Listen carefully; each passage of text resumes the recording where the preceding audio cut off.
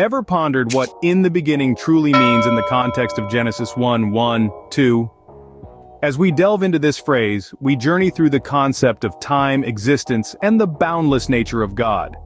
This phrase, "in the beginning," ushers us into a realm beyond our physical world, beyond the ticking of clocks and the turning of calendars. It's a phrase that encapsulates the unfathomable, a moment before moments, a time before time itself.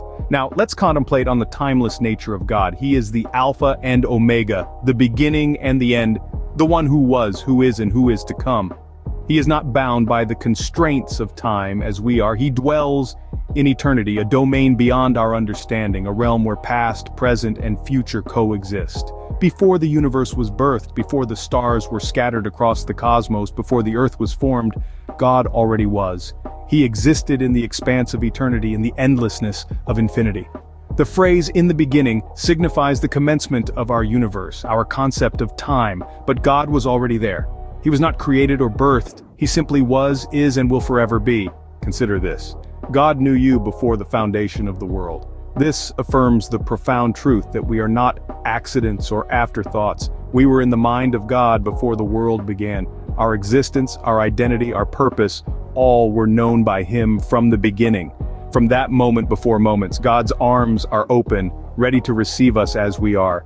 He beckons us to come, to learn the truth, to discover who we truly are in Him. He calls us to return, to come back to our true home, to our divine origin, to the one who knew us before the beginning. So we see that "in the beginning" points to a time beyond our comprehension, a time before time itself.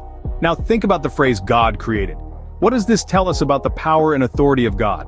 When we delve into the depth of this phrase, we uncover the omnipotence of God, His absolute power. To understand this, we must consider the idea of creation ex nihilo, or creation out of nothing. This concept is not just about the physical manifestation of the universe, but also a testament to the unparalleled power of God.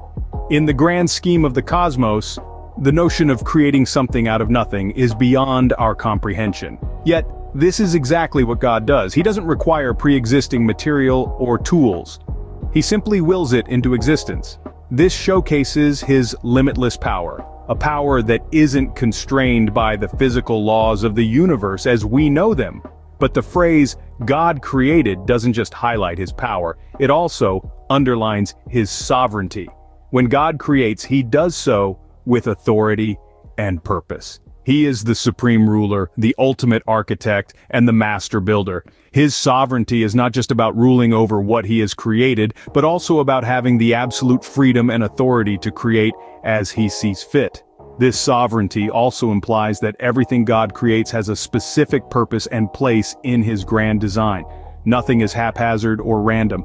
Every star in the sky, every grain of sand on the beach, every blade of grass in the field, and every creature in the sea and on land, all exist because God willed them into being with a specific purpose and role in the grand tapestry of existence.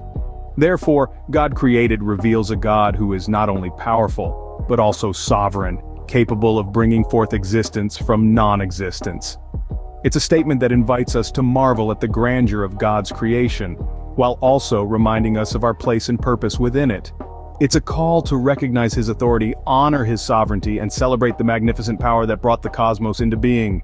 Moving on, we encounter the heavens and the earth. What can we glean from this phrase about God's creation? The phrase, "the heavens and the earth," is a poignant one, a powerful depiction of the vastness of God's creation. It's an all-encompassing statement that signifies everything above us and everything below us, all that we can see and all that we cannot. It's a profound reminder of the scale of the universe, an expanse so great that it's truly beyond our human comprehension. But it's not just the size of the universe that's remarkable, it's the intricate design, the precision, the balance. Every star, every planet, every galaxy has its place. The heavens move in harmonious cycles, providing us with day and night, seasons and years. The earth, too, is finely tuned to support life, with just the right conditions for a dizzying array of creatures to thrive. This isn't a haphazard arrangement. It's a deliberate design, a testament to God's wisdom and creativity.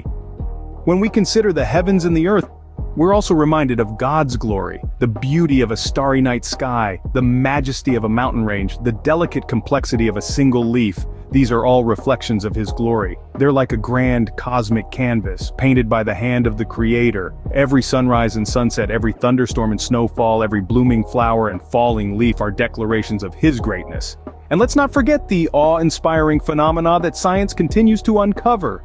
The birth and death of stars, the mysteries of black holes, the wonders of quantum mechanics. These too are part of the heavens and the earth. They serve to remind us that God's creation is not static, it's dynamic, ever-changing, ever-unfolding. So, the heavens and the earth reflect the grandeur and glory of God's creation, a testament to his infinite wisdom and power. Scene script. Next we find the earth was without form and void.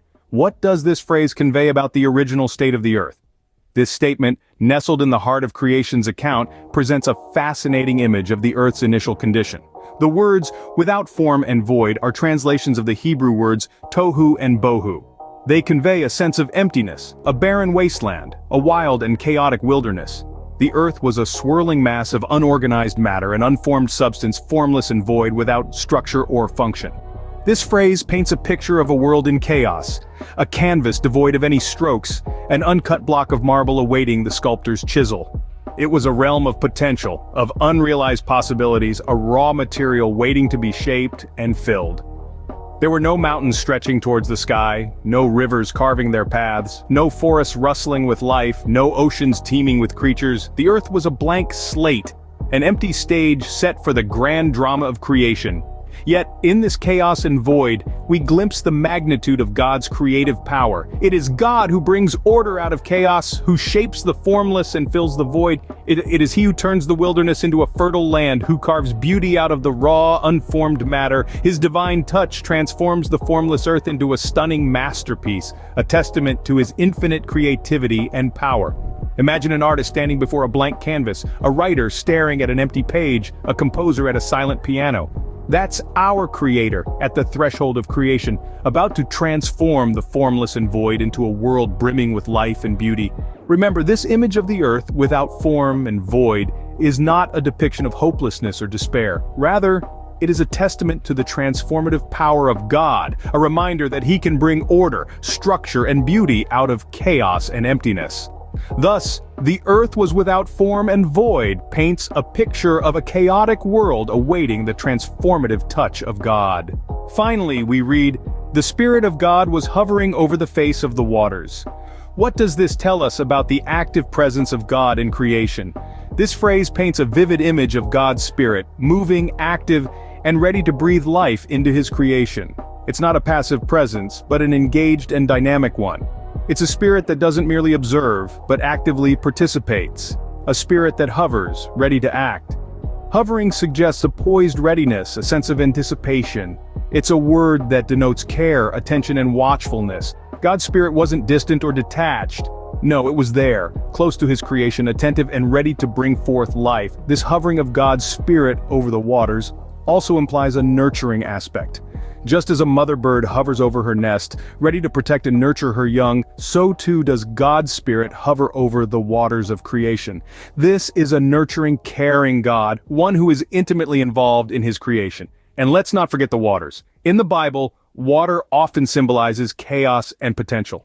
By hovering over these waters, God's Spirit is bringing order to this chaos, turning potential into reality.